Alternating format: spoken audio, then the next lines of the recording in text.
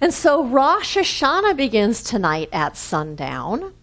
And with Rosh Hashanah begins the high holy days of the Jewish tradition. And so with Rosh Hashanah, it actually represents on the Jewish calendar the turn of the year. And so with that turn of the year and with Rosh Hashanah begins what are called the days of awe. And the days of awe are a 10-day period of time where people of the Jewish faith do inner house cleaning. That means that they take time to do a personal inventory, and then clean up the things that need to be cleaned up in their interpersonal relationships and what has gone on this year with other people. They correct their mistakes and right their wrongs during this 10-day period. It's about taking responsibility for our actions and for our missteps and our shortcomings and our sins. And if you don't know, the word sin actually is an archer's term there. That is where it comes from, and it means to miss the mark. So the places where we have missed the mark and not lived up to what we can really live up to and who we can really be. So it's a time of making amends. It is a time of asking forgiveness from those people that you have harmed and giving forgiveness in return. It's a time of mending old hurts, because as we mend those old hurts and right those wrongs and clean up the things that we have done this year, right those wrongs, what happens then is we get to enter the new year with a clean slate. We get to enter the new year open to the blessings of the new year, open to the blessings that God has in store for us. And so it's a time of making amends and of righting wrongs.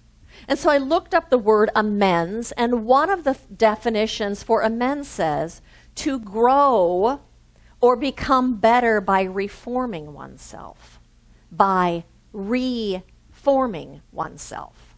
It means to grow past. So to make amends and to make things right allows us and enables us to move past our mistakes and then to leave them behind and not drag them with us. Do you ever find yourself dragging those things with you, the mistakes that you've made, the things that you said that hurt someone's feelings, the thing that you didn't do that you said you would do? We drag those with us. So it allows us to move past those mistakes so that we can go back to and return to ourselves and be our best selves in this world.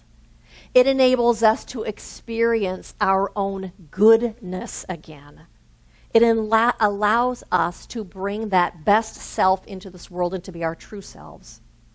So the days of awe, that 10-day period, are a time of personal reflection, of spiritual meditation and looking within. It's a time of reaching out to loved ones and to righting wrongs. Because what happens at the end of that 10-day period of the days of awe, Yom Kippur happens. And on Yom Kippur is a day that is believed that God seals our fate for the coming year. And so you clean up anything that needed to be cleaned up, so your fate is sealed for the next year to have a prosperous and a full and a rich year upcoming. And so the title of my talk today is Fall House Cleaning. And today we are looking at the ideas of how those days of awe can be implemented in our own lives and how that idea applies to us as metaphysicians. Because in the science of mind, it teaches that we have never been judged by God. In fact, one of the core concepts of the science of mind says, in the eternal now, there can be no place for divine anger, unforgiveness, or punishment. If we perceive a need for forgiveness, this is a human condition. Human forgiveness is the process that frees us to live in the eternal now. It frees us so that we can be open to the gifts that are in store for us. In the Science of Mind textbook, it says, no one judges us but ourselves. No one gives to us but ourselves, and no one robs us but ourselves. We need not fear God or the devil. There is no devil, and God is love. And so I'm talking today then about really how we block ourselves from experiencing that presence of that infinite one. How we block ourselves from the good, from the peace, from the joy, from the love, from experiencing our own wholeness, from living with a sense of ease, when we judge ourselves and when we hold ourselves in unforgiveness. And so then from this perspective of the science of mind, the problem then is really self-judgment. The problem really is then the places that we hold ourselves in unforgiveness. It's the self-condemnation that we hold for the big things that we've done and all those little things that we've done. All those places where we could have done better and we're judging ourselves because of that. All those little things that build up over the entire year. And so if you think about it, in the Jewish tradition, this is done every single year. That means you don't have to carry all that stuff around that you're carrying around years later about what you did. You get to clean it up every single year and start with a clean slate. How refreshing is that? Some of those small things that you did, like when you snapped at that girl that was running the cash register, or when you didn't let that person in the lane when you were driving on the freeway because you were in a hurry and therefore you acted in a way that was self-centered. For that time when you didn't follow through and say what you said and do what you said you were going to do. Or the time when you were careless and you forgot someone's birthday who's really important to you. Or the time when you were careless and you said something that insulted someone and hurt their feelings. Or the time you didn't pay back that loan that you said you would, and you were acting out of integrity. What I really encourage you to do is take responsibility and clean those things up as they happen. Then you don't have to take this time to look back and let go of those things. You know, that has absolutely been part of my spiritual path, is taking responsibility for my actions. And I do things today that I never would have done before I walked this path. I cannot tell you how many times I have apologized to someone for being short with them who's running the store or something. How many times I take care of and say what needs to be said. I apologize for doing that. I didn't mean to hurt your feelings, or whatever it is that needs to be said. And I know last year I went out for lunch and I pulled into a parking lot that I go to all the time, and the spaces are really small, and I scratched the lady's car next to me as I pulled in. And I really would have liked to have just left and not done anything about it. But I couldn't. So what I did is I went and looked for her in some of the stores that were in that shopping center, and I couldn't find her. So I wrote a note and I put it on her car.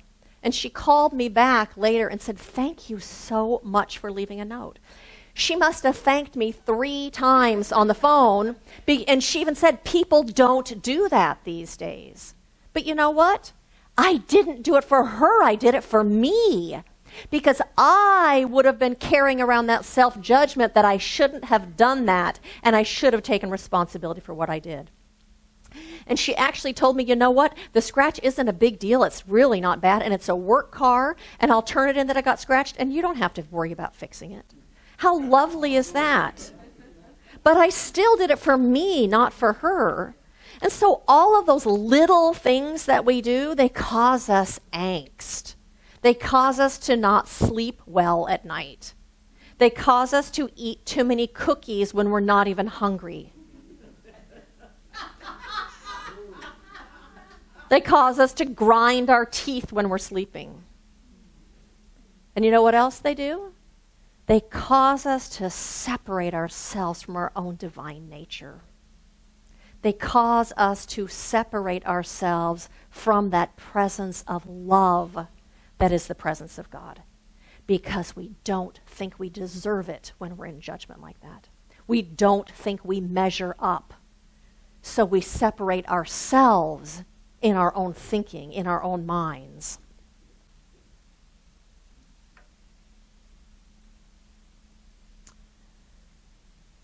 Now I've lost where I am because I started talking off track. Okay, here we are. What happens too is when we are in judgment like that, is we don't match up with that divine presence that is love vibrationally. We don't measure up with that principle of good and with peace. It's kind of like if you take two magnets and you put those poles and they keep pushing off of each other. We can't match up vibrationally when we're holding ourselves in that judgment. And so in the science of mind, one of the teachings is that all possibilities are available right now in this moment. But the thing is, we have to be available to those possibilities. And when we're in judgment, in self-judgment, we aren't available to those. When we're in unforgiveness for ourselves, we aren't available to that good. We aren't available to peace or to joy or to serenity or to love.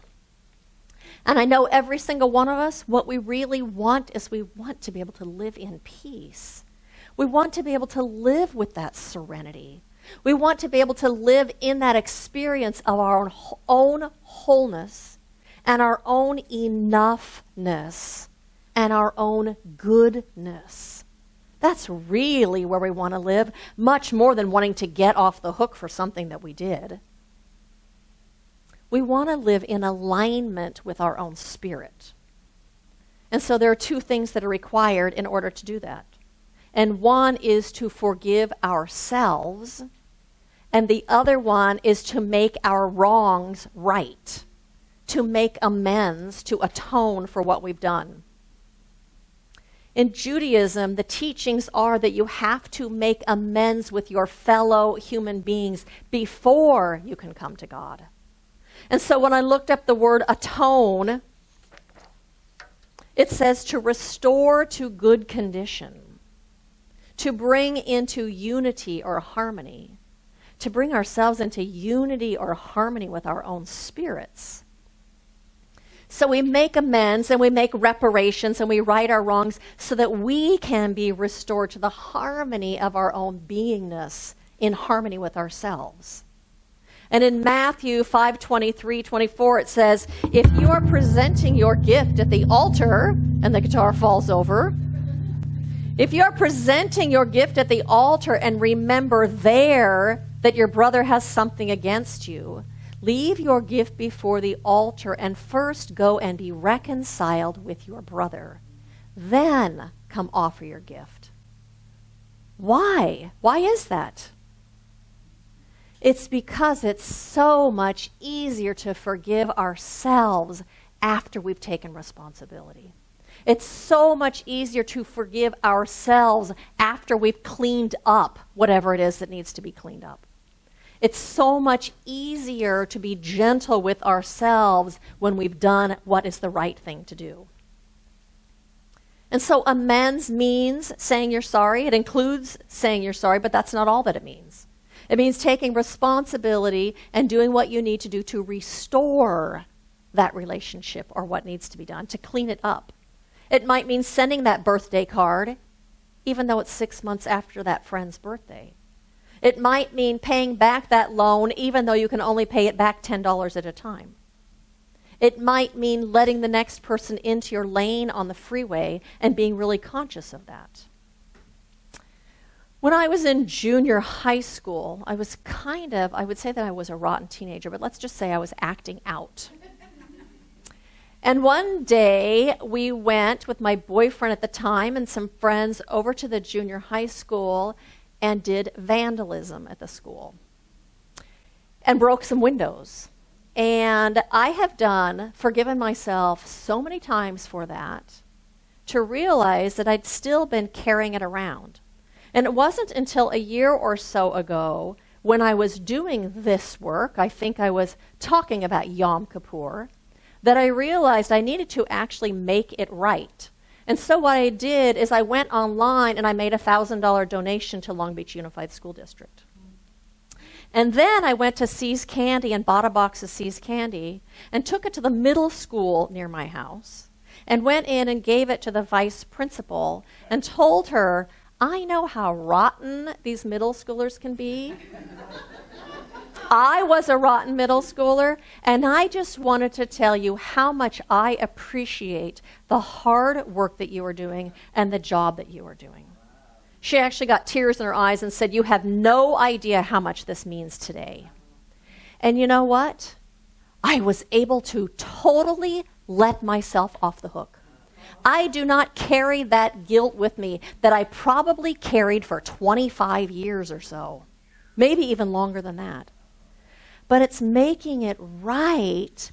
Then we get to really forgive ourselves for whatever it was that we did. And so what happens is when we make amends, we do it from a place of love. We do it from a place of our own wholeness. We don't do it from a place of guilt. We do it from a place of gratitude that we're where we are today and we can make a different choice. We do it from our own wholeness. What happens then is we return our self with a small s to our self with a big S. We come home to ourselves.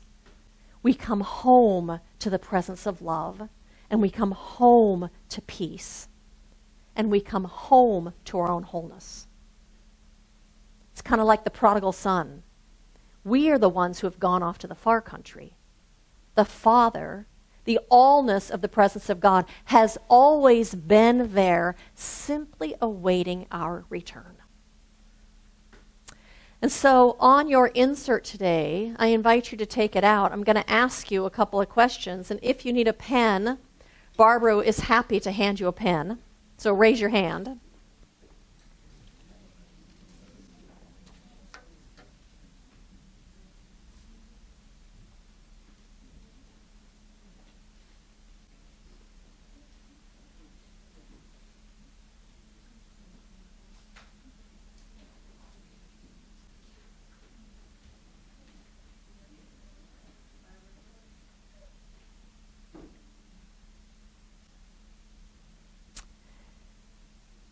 And so I invite you to close your eyes for a second. And this is not something you're going to have to share. And so I invite you to ask yourself, is there an area or a situation in my life where I have not yet forgiven myself?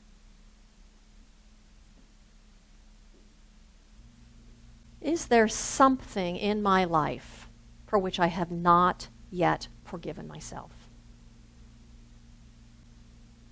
And you don't have to write that down. Just hold that in mind. Does everyone have one? And so now what I want you to do is to ask that wisdom, the wisdom of your own beingness, the wisdom that is none other than the God of your own being, your own spirit. What is it that I need to do in order to be complete with this? What is it that I need to do in order to be complete with this?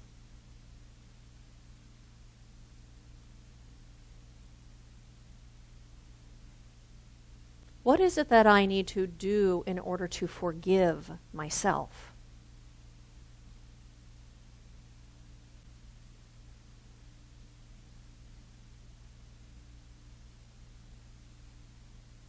What do I need to do? What must I do in order to forgive myself?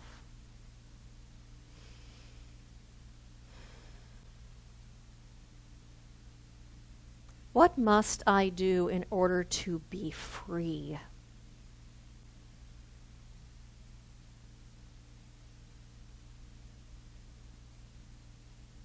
What do I need to do in order to be free and able to move forward and bring my wholeness into this world? And go ahead and write that answer down, or those answers down.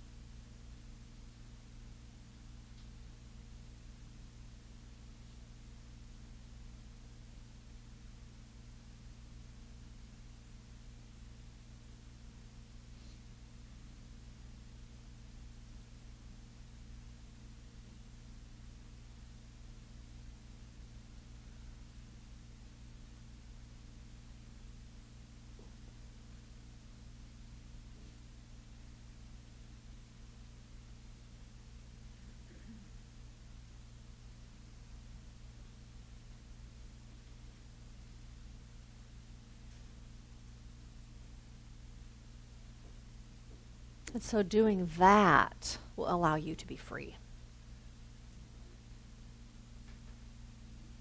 Does anybody need more time? And so one other thing that I wanted to share with you is on the day of Yom Kippur, the day of atonement, after we've cleaned up the things that need to be cleaned up, most of the Jewish people spend most of the day at the temple. And one of the things that they do, or some of the things that they do, is they say prayers out loud together. And I went to a Yom Kippur service one time, and part of what was done is they listed their sins. On the paper was from A to Z, with the expectation that you would fill something out for almost every line. What that says to me is that we are not alone in making mistakes. That actually making mistakes is part of the human condition and just part of being a human being. So it's recognizing that we're not alone in making our mistakes. And when we recognize that it's part of being human, it enables us to let ourselves off the hook just a little bit.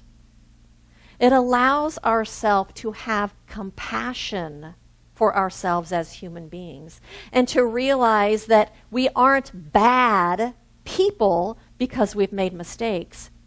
We are simply human because we've made mistakes. And so my invitation to you is to use these 10 days ahead of you to do that personal inventory, to clean up what needs to be cleaned up, to say what needs to be said, to make things right, to look within and figure out, where am I still holding resentments towards myself? What just doesn't feel clean inside of me?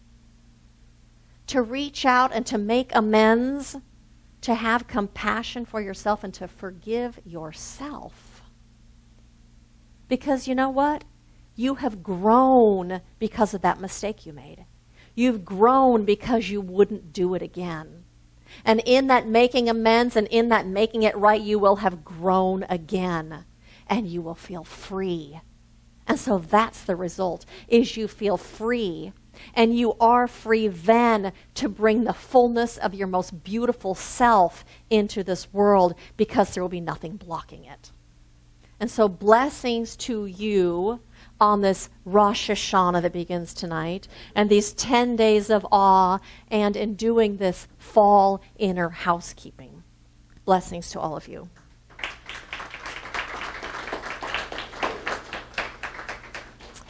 And so I invite you to join me in an affirmative prayer. And so we take our attention from this material world and allow us ourselves simply to focus on this omnipresence of Spirit. This one power and this one presence and this one beingness that fills this room. That walks with us and leads us and guides us and is constantly and endlessly whispering in our ear of what is the right thing for us to do. That nudging and that pulling of our own conscience is none other than that presence of God, the presence of our own Spirit.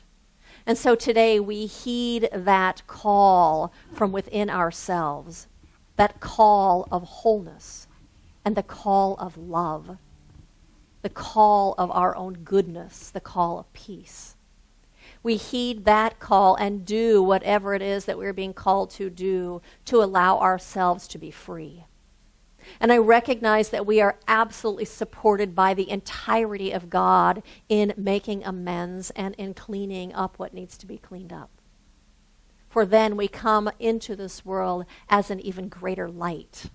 For this little light of mine, I let it shine. And so we shine our light out into our world and out into our homes and out into our relationships and our places of work and our country and this world. For we have come here to be a blessing to this world. And today we are supported in that.